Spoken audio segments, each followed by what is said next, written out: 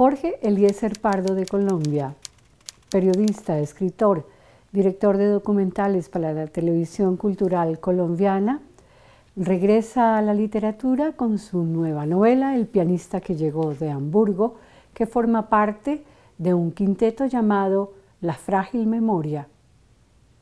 La historia de este inmigrante recorre nuestra nación de una manera maravillosa. Encuentra el amor y encuentra una guerra de la que él también estaba huyendo. Bienvenidos a nuestra cámara de papel.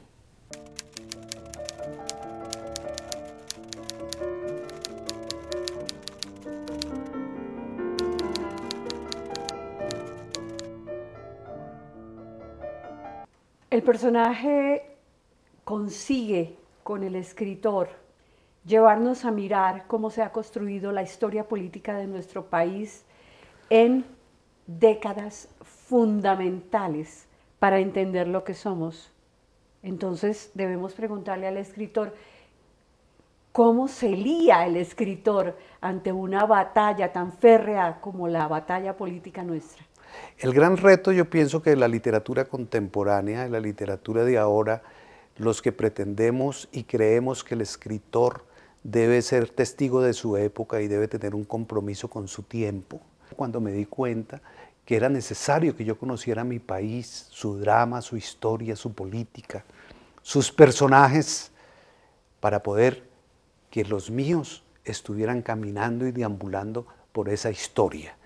Pero ahí el gran reto, ¿cómo hace un autor para escribir una novela intimista, porque es una novela intimista, pensando que es alrededor de la guerra, ¿no? de la época, de la épica colombiana? Yo pienso que es la épica. Sí. Muchos temas están por escribirse de todo lo que le ha pasado a nuestro país.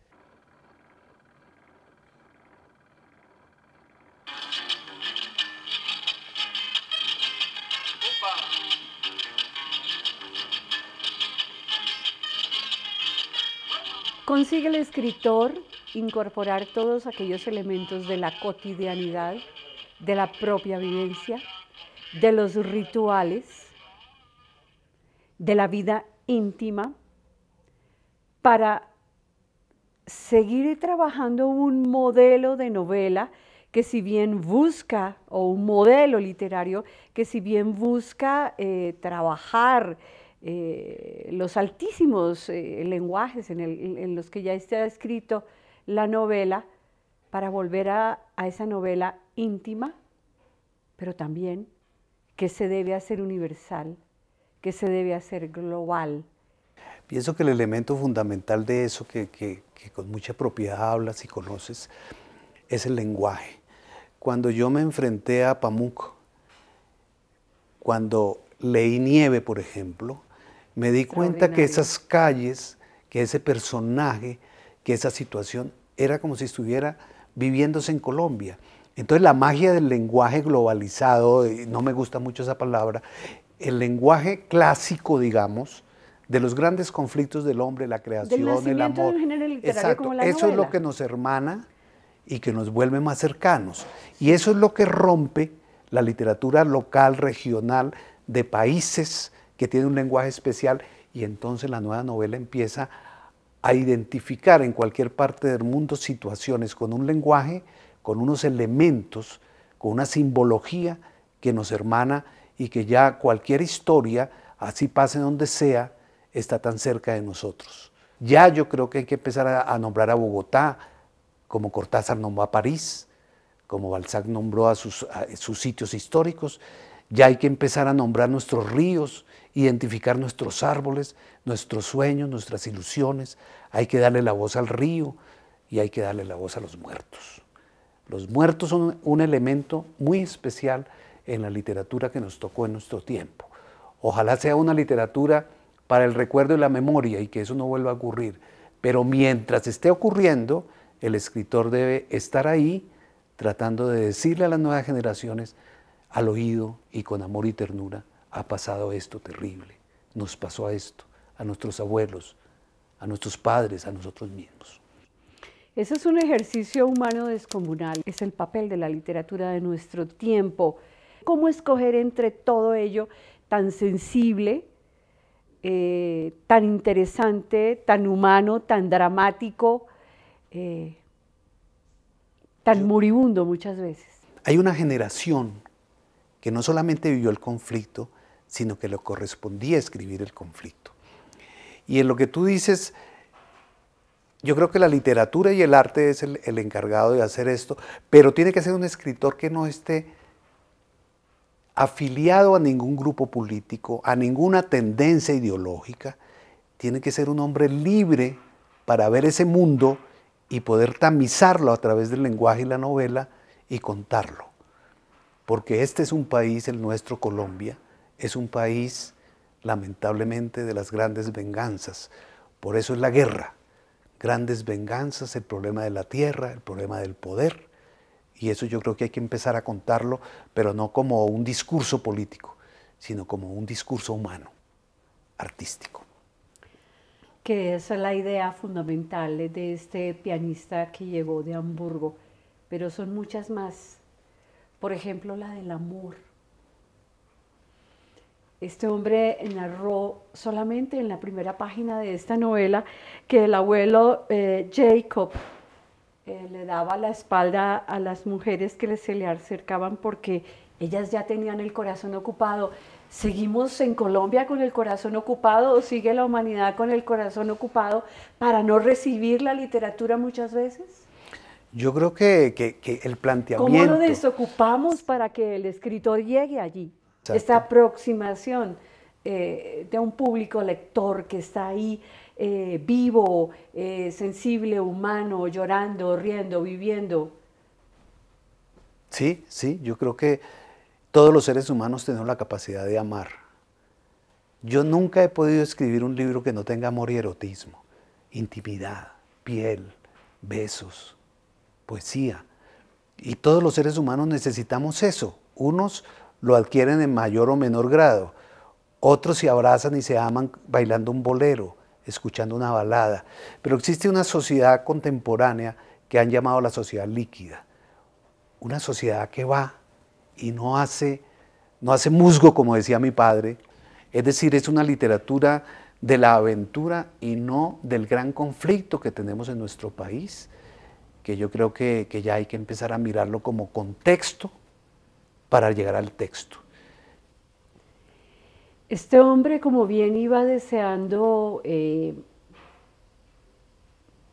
escuchar el concierto número 1 para piano de Brahms o a Chopin o la música romántica por excelencia, también iba por los lugares por donde sonaban las arpas llaneras, esas hermanas del arpa celta, sí, todos de los cocimientos y de los nacimientos de la historia. Confundir esa arpa celta con una arpa jarocha, con una arpa tuyera, sí. Y pedía la quiero de esa, de la que me sepa a este lugar, a este llano común. Ese elemento de nuestro personaje Hendrik como que hermana un país tan lejos. No es el elemento del inmigrante que dice, a ver, aquí voy a romper, porque como no tengo lo mío, porque como me mataron lo mío, sí. Llego aquí y bueno, aquí hago solo lo mío. Este inmigrante propone una cosa distinta. Eso es una muy excelente apreciación, Luz Estela, porque aquí él no se mete con los... Primero, ni se junta con los judíos en la sinagoga, porque es un hombre solitario. Es un hombre que carga su mundo solitariamente y que no se aísla de él. Y que está fíjate ya que es solitaria, pero se identificado. mete en la cultura colombiana. Se mete en la cultura. Ese es uno de los aspectos que me parece a mí resaltables del libro. Relevantes. Relevantes. Porque la historia de los inmigrantes en el mundo ha sido... muy relatada, muy mucho relatada, cine. muy contada, sí, claro. muy llevada a la literatura igualmente, pero esto hace la diferencia. Literariamente hablando también en formas de narrar, en formas de escribir. el Jorge Eliezer Pardo echa mano de todos los elementos posibles que puede contener una novela. Estamos hablando de poesía, estamos hablando de historias cortas para contar y juntar, estamos hablando de crónicas, estamos hablando de crónicas políticas, estamos hablando de relatos, estamos hablando de muchos géneros literarios que conforman esta novela. ¿Cómo moverse en ese caldo para hablarlo de una forma coloquial y ponérselo a un pianista que viene de un gran puerto del mundo como Hamburgo? Eso tiene que ver mucho con el nuevo planteamiento de la fragmentación de la posmodernidad, Sí. donde los hombres no somos lineales, ni la vida tampoco lo es. Por fortuna. Entonces, ni estamos perfectos, ni estamos acabados. Exacto, esos fragmentos, esas evocaciones, esos lenguajes distintos, convergen en un discurso poético, estético, que el lector va armando como la vida, ¿no? Como los sueños, como todo. Va armando en su mente, pero no es, en eso me parece que hay una literatura muy de ahora, que no es el planteamiento nudo y desenlace, sí. no es ese esquema que viaja por de la vieja diferentes novela. tiempos literarios e Sí. históricos o como se quiera.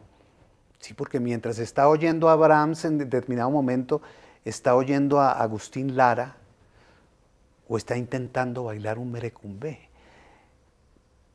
Mientras recuerda su puerto de Hamburgo y el ruido el pito de los barcos partiendo, está oyendo en los llanos orientales un arpa o viendo una pareja que está bailando joropo. Claro. Y eso tiene que converger de una manera no pegada, ¿no? Sino una manera que tiene que fluir en la historia. ¿Por qué el escritor Jorge Eliezer Pardo no cierra la historia del pianista que llegó de Hamburgo y no la deja para desvelarnos? Porque como todo el libro está hecho de pedazos. ¿Cómo no termina Sí. esta historia y nos deja tranquilos? ¿Se ha quedado el escritor tranquilo? Porque cuando un escritor deja un personaje sin acabarlo, vaya asunto. Sí, porque los personajes no se acaban cuando se mueren. Ajá. Los personajes siguen viviendo. Claro. Como nuestra gente, nuestros padres y abuelos se mueren, pero están ahí, ¿no? Cuando uno los recuerda, empiezan a vivir otra vez. Cuando uno los evoca también. Entonces, esta novela forma parte de una gran novela en el sentido de extensa, que se llama El Quinteto de la Frágil Memoria, que son 5 libros donde todos tienen que ver con todos, pero cada uno tiene su independencia. Por eso a veces hay personajes que pasan por ahí, los grandes amores, las ausencias, que luego en otros libros se desarrollarán para hacer como ese marco, como ese mosaico que yo pretendí, vamos a ver si lo logré, hacer de la historia de nuestro país mediante historias humanas, mediante microhistorias, para ser sumadas, como tú dices muy bien, va a ser como un panorama de lo que es la historia de Colombia. Literatura viva para ustedes, el concierto número 1 de Brahms sonando, pero mucha música de nuestro país. ¿Cómo se liga ella con un café con leche, con un montón de cosas aquí que van ustedes a tener como lectores, Jorge Eliezer? Es verdad, y cómo la cultura, por ejemplo, mexicana, que influyó tanto a la década del 40 y 50, el cine mexicano, todo eso está involucrado porque eso forma parte de nuestro quehacer cultural, de lo que somos. No somos unos seres que aparecieron ahí, somos la suma de muchas cosas. Muchos nos gusta la música clásica, pero también nos gustan las rancheras, de pronto los tangos. ¿Por qué no? Este personaje sigue discutiendo con su padre. Uno siempre discute con el padre, con la madre, con sus contemporáneos, con todo el mundo. Y pienso que él discute con la música. Esa pregunta me da la idea de que tú has entendido que hay una lectura subyacente de esa novela. Hay múltiples lecturas en este texto, muchos tiempos literarios, muchas formas, muchos códigos para leer El pianista que llegó de Hamburgo. Sí, es una conversación eterna como la que tiene uno con el pasado y la evocación. Y con el Y con las futuro. contradicciones, y con el futuro, y con las ilusiones. Y yo creo que eso es lo que debe tener la novela. Y uno pensaría, para tener tantas cosas tiene que ser una novela de 5.000 páginas. No, es una novela breve, ¿no? Sí, es Realmente. una novela breve. Es una novela breve. Con pequeños capítulos subtitulados, que como decías muy bien, son microcosmos, como microrelatos, como que tienen autonomía, pero todos están ahí, pero forman parte de un tejido. Ese tejido que yo llamaba de la memoria. A esta novela le ocurrió como a muchas novelas que se cosen durante largo tiempo, que muchas veces se fueron al cesto de la caneca.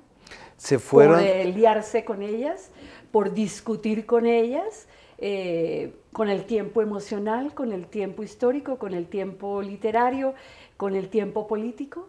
Sí, durante todo este tiempo, el tiempo literario, el tiempo histórico, el tiempo lingüístico, el tiempo gramatical, todo eso. Eso es el conflicto que tiene uno como novelista de encontrar el tono del libro. Entonces yo escribí este libro muchas veces, unas veces en primera persona, en tercera, en segunda, quién cuenta, dónde va. Eso es una pelea íntima de la creación, hasta lograr uno ese tono que dice, yo creo que es por aquí. Sin la música, además, Hendrik dice que la vida sería un error.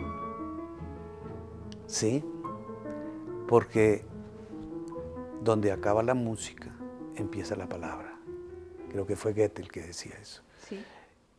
Entonces, eso volátil que se llama la música, que uno no sabe dónde está, porque en un libro tú lo tienes en la mano, una pieza de arte, pero la música está volando y luego nos dicen que la música son negras corcheas, semiscorcheas, y dice, ¿dónde están? Pero están en el aire, ¿no? Stravinsky nos dijo el